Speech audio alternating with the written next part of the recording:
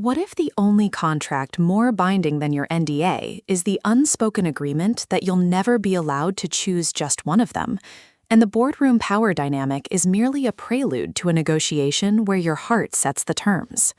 In Working for the Billionaire Triplets, Molly Eden delivers a why choose billionaire romance that transforms the workplace taboo into a masterclass in consensual abundance, proving that in worlds defined by scarcity and competition, loving multiple people isn't chaos, it's the ultimate act of trust. This isn't merely another reverse harem with corporate gloss.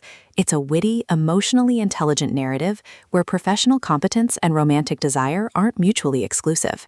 Intimacy requires navigating 3 distinct personalities without losing yourself, and love means rewriting the rules of possession to create something that belongs to everyone.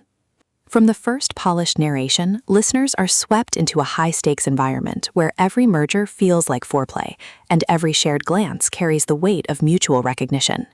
Perfect for fans of polyamorous romance and stories where female agency thrives within hierarchical frameworks, this audiobook serves up sizzling chemistry, relentless emotional honesty, and a protagonist whose journey from overwhelmed assistant to cherished equal resonates with anyone who's ever been told that wanting more makes you greedy. When executive assistant Nora Chen accepts a position supporting the notoriously demanding Vance triplets, she expects career advancement, not to discover their synchronized intensity mirrors the fragmented parts of herself she spent years suppressing. But as Nora navigates quarterly reports and late-night strategy sessions, she realizes this arrangement isn't about service, it's about integration. Eden masterfully avoids reducing the triplets to interchangeable archetypes or Nora to passive prize. Instead, she crafts a dynamic where each brother represents a facet of wholeness: Caleb's protective steadiness, Julian's intellectual curiosity, and Adrian's passionate vulnerability, and where consent is negotiated through daily check-ins rather than assumed entitlement. The audiobook narration amplifies this emotional precision, capturing Nora's professional composure softening into genuine ease, while each triplet's distinct voice reveals depths beneath billionaire persona. You don't just hear the relationship deepen, you feel the seismic shift of 4 souls learning that love isn't a zero-sum game, but a collaborative creation. What elevates Working for the Billionaire Triplets beyond typical why choose fare is its nuanced portrayal of polyamory as structural equity rather than fantasy fulfillment. Nora isn't merely managing 3 lovers, she's confronting how mononormative conditioning taught her to equate worth with exclusivity, challenging the notion that devotion requires sacrifice. The triplets don't share her as property. They create space where her autonomy is honored even as their bond deepens, defending her right to set boundaries that protect both individuality and connection.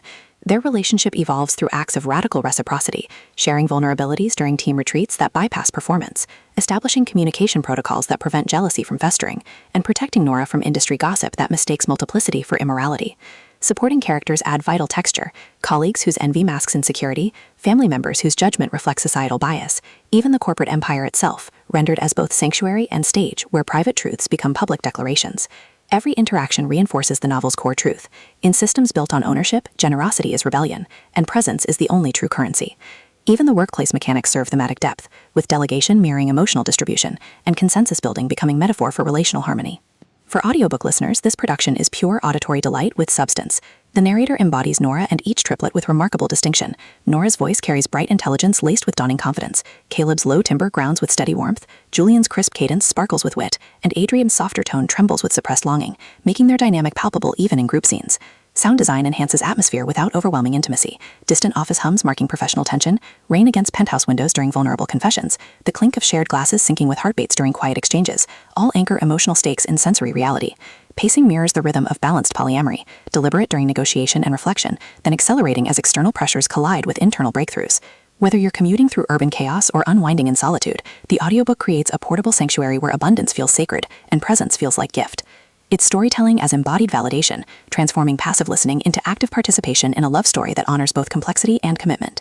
Ultimately, Working for the Billionaire Triplets redefines why choose billionaire romance by centering female sovereignty within plural frameworks. It satisfies genre cravings for satisfying chemistry and happy endings, while delivering substantive commentary on relational diversity, masculine vulnerability, and the radical act of building partnerships based on mutual growth rather than possession. No prior series knowledge is needed. It stands confidently as a complete emotional journey. If you've ever wondered whether love can thrive beyond binaries, or if true strength requires embracing multiplicity, this audiobook will affirm that sometimes the most powerful choice is refusing to limit your heart to fit someone else's expectations. press play, sign the contract, and prepare to believe that even in landscapes shaped by hierarchy, love still finds ways to expand. Your next favorite why choose romance isn't waiting in perfect symmetry. It's waiting in the brave, trembling choice to build something real together.